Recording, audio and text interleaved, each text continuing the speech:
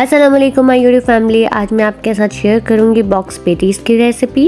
इस रमज़ान इस रेसिपी को ज़रूर ट्राई कीजिएगा, इंशाल्लाह ज़रूर पसंद आएगी आपको और अपनी फीडबैक देना मत भूलिएगा।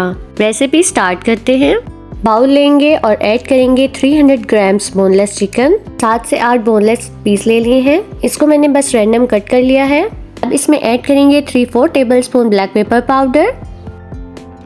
साथ ही इसमें ऐड करेंगे नमक, बस इतना लेना है, ये हाफ टी स्पून से थोड़ा कम है। अच्छी तरह से मिक्स कर लेंगे। पैन में 3 टेबलस्पून ऑयल ऐड करेंगे, साथ ही चिकन ऐड कर देंगे।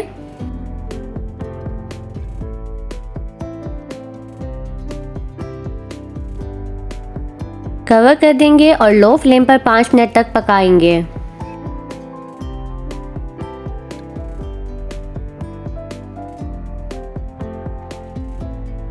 चिकन की साइड चेंज कर ली है, मजीद 5 मिनट तक पकाएंगे लो फ्लेम पर ढककर।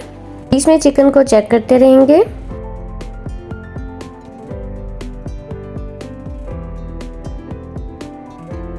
ये देखें, चिकन का अच्छा सा गोल्डन कलर आ गया है और अच्छी तरह गल गई है। अब इसको प्लेट में निकाल लेंगे। बाउल लेंगे और ऐड करेंगे 2 कप गोभी, इसको बारीक कट कर लिया है।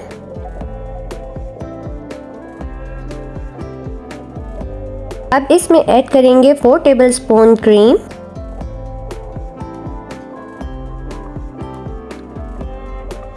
साथ ही इसमें ऐड करेंगे 5 टेबलस्पून मायोनीज। मायोनीज आप किसी भी ब्रांड का ले सकते हैं।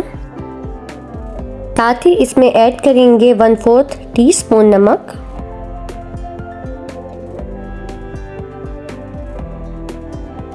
वन-4 टीस्पून ब्लैक पेपर पाउडर। अच्छी तरह से मिक्स कर लेंगे।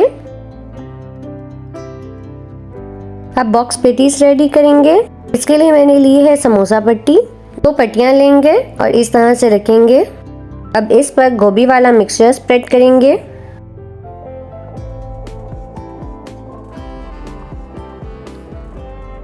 ऊपर से इस पर चिकन की लेयर लगाएंगे। चिकन के छोटे छोटे पीस कर लिए हैं।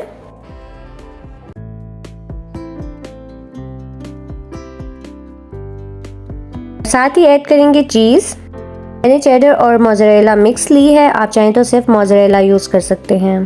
चीज़ आप अपने हिसाब से कम या ज़्यादा भी कर सकते हैं, जितनी आपको पसंद हो। साइड्स पर मैदे की स्लरी लगाएंगे। 2 टेबलस्पून मैदा लेकर थोड़ा सा पानी ऐड करके स्लरी रेडी कर ली है और इस तरह से फोल्ड करेंगे। कॉर्नर्स अच्छी तरह क्लोज होने चाहिए।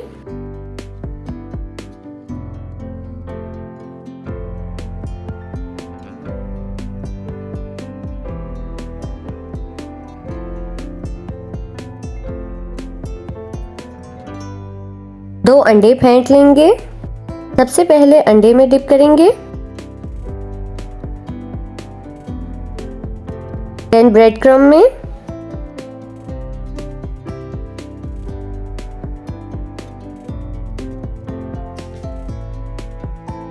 इसी तरह अपनी सारी बॉक्स पेटीज रेडी कर लेंगे। अगर अभी तक आपने मेरा चैनल सब्सक्राइब नहीं किया तो सब्सक्राइब कर लें और बेल आइकन का बटन प्रेस करना मत भूलिएगा। पैन में ऑयल गरम करेंगे और मीडियम फ्लेम पर फ्राई कर लेंगे। मैं शैलो फ्राई कर रही हूँ, आप डीप फ्राई भी कर सकते हैं या चाहें तो एयर फ्राई कर सकते हैं।